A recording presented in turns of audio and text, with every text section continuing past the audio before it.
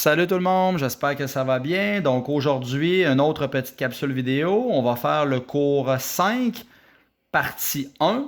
Donc cours 5, partie 1. Peut-être que ce sera nécessaire de faire une partie 2, on verra. Alors cours 5, partie 1, je fais référence à la page 142 dans votre cahier orange. Une petite réactivation.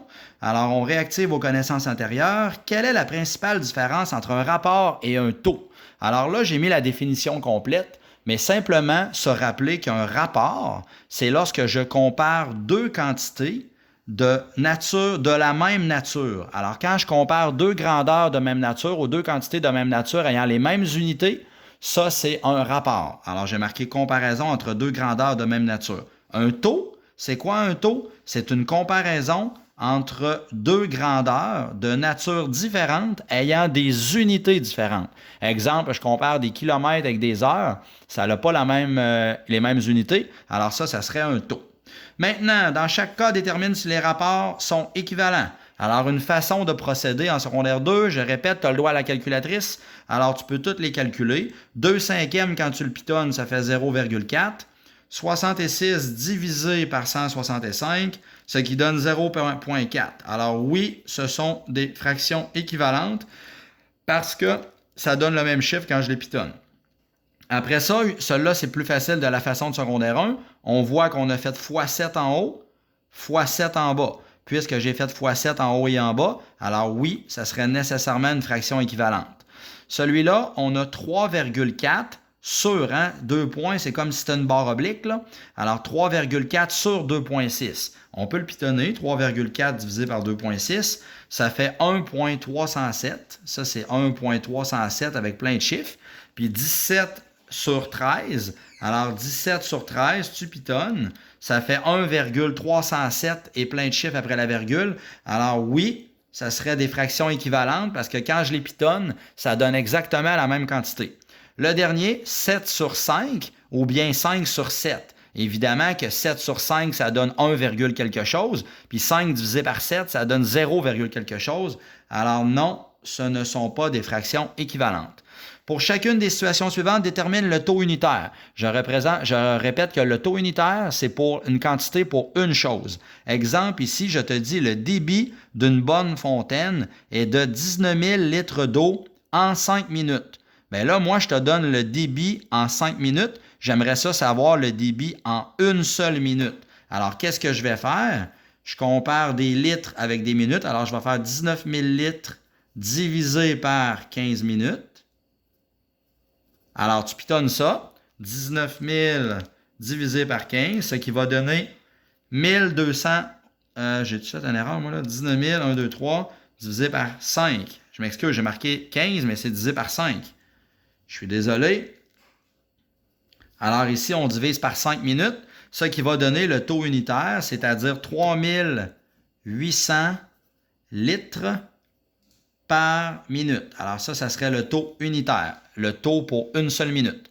Maintenant, quelqu'un a déboursé 137,50 pour 25 pièces de bois. Bien, moi, j'aimerais ça savoir le taux unitaire, c'est-à-dire combien ça coûte pour chaque pièce de bois. Alors, qu'est-ce que je fais? Je fais simplement le coût total divisé par 25 pièces. Alors, je vais faire 137,50 $ divisé par 25 pièces, ce qui va me donner 5,5. On n'oublie pas quand c'est des sous, je suis obligé d'ajouter un zéro. Alors, ça fait 5,5 $ par pièce de bois. Alors ça serait le taux unitaire, c'est-à-dire le prix pour une pièce de bois. Comment reconnais-tu une situation de proportionnalité dans un graphique? Alors simplement, lorsque j'ai une droite oblique passant par l'origine, c'est-à-dire la coordonnée 0, 0 dans le plan cartésien. Alors, lorsque j'ai une droite oblique passant par 0, 0, bien ça va être une situation de proportionnalité. C'est la façon de la reconnaître. Maintenant, toujours pour le cours numéro 5, on va faire la page 143. Alors, la page 143, comment faire pour résoudre des situations de proportionnalité? J'ai déjà introduit ça, je crois, dans la capsule soit 2 ou 3, du cours 2 ou 3. Alors, comment on fait? Bien, majoritairement, là, on va faire ce que l'on appelle des produits croisés. Puis on se base sur le fait que le produit des extrêmes est égal au produit des moyens dans une situation de proportion. Alors, on te dit, Valérie a payé un exemple. Là, on va voir deux techniques. Oui, la méthode des produits croisés, je vais en parler après. Mais là, je te montre aussi le retour à l'unité. C'est une autre technique que tu peux faire. Par contre, je mets un petit bémol. Ça ici, elle est moins précise, le retour à l'unité, parce que des fois, quand on fait le retour à l'unité avec des chiffres, on est obligé d'arrondir à 2 chiffres après la virgule. Et par la suite, quand on multiplie par la suite, on perd un petit peu de précision. Donc, celui-là, je vais la montrer quand même, mais elle est un petit peu moins précise, cette méthode-là. Il faut préconiser le produit croisé. Alors, si je te dis, Valérie a payé 18,72 pour l'achat de 36 timbres, combien Catherine devra-t-elle payer pour 54 timbres?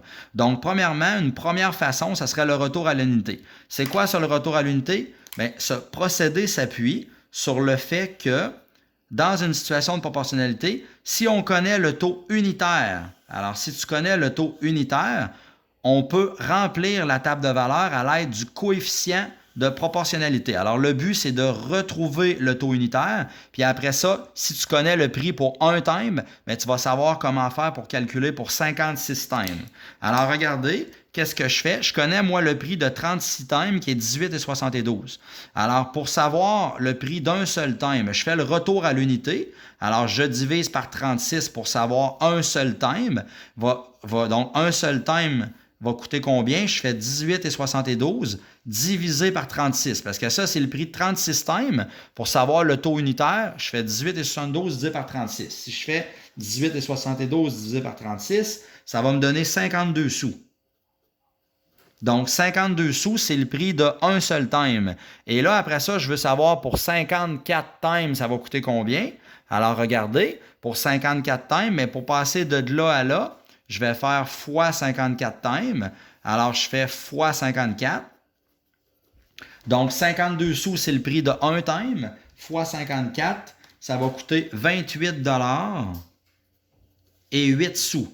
Faites attention, là, il ne faut pas écrire 28,8 parce que 28,8, ça serait 28 $ et 80 sous. Mais là, c'est vraiment 28 $ et 8 sous. Et là, donc, c'est le prix pour 54 timbres. Ça, c'était la première méthode. Mais qu'est-ce que je disais tout à l'heure? C'est que quand je divise 18,72 divisé par 36, je disais que ça pouvait être des fois le retour à l'unité moins précis. C'est que là, ici, ça donne 52 sous. Mais ça aurait pu donner, exemple, 0,5193456,7. Et là, j'aurais été obligé d'arrondir à 52 sous. Et après ça, je remultiplie par 54. Mais étant donné que j'aurais été obligé d'arrondir ici pour le retour à l'unité, c'est-à-dire le taux unitaire, à l'occasion, on peut perdre de la précision. C'est la raison pour laquelle, bref, moi, dans mes problèmes, je vais toujours utiliser la deuxième technique. Alors, c'est quoi la deuxième technique? Produit croisé, c'est-à-dire à l'aide de 3 des 4 termes d'une proportion, on peut déterminer la valeur manquante. Comment? En effectuant le produit croisé. Et je répète que ça, c'est très important. Cette méthode-là est plus précise que le retour à l'unité, pour la raison que j'ai mentionnée tout à l'heure. Alors là, comment je ferais ça? Simplement, regardez, on le sait que ça coûte 18,72 pour 36 timbres. Alors, je ferais 18,72. Ça, c'est pour 36 timbres, je m'excuse. Alors, ça, c'est pour 36 timbres. Et là, je me demande combien ça va coûter pour 54 timbres.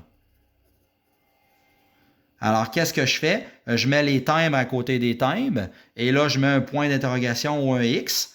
Et comment on fait pour déterminer la valeur de X? Je répète, on fait le produit croisé, c'est-à-dire les deux nombres en croisé sont ceux-là.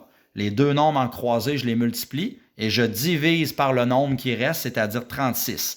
Alors, je vais pitonner 54 multiplié par 18,72 divisé par 36. Et ça va me donner directement le prix pour 54 timbres. Alors, je pitonne et ça va me donner directement 28 $ et 8 sous. Et en plus, je n'ai pas besoin de faire plusieurs étapes. Je fais ça en une seule étape, alors qu'ici, je suis obligé de le retourner à l'unité et faire un fois par la suite.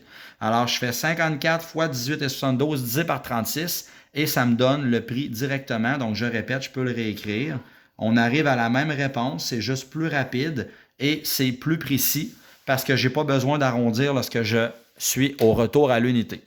Alors voilà, maintenant, je vais vous demander de faire les pages 144 et 145 dans le cahier orange et j'espère que c'est quand même plus clair qu'auparavant parce que j'avais déjà parlé du produit croisé.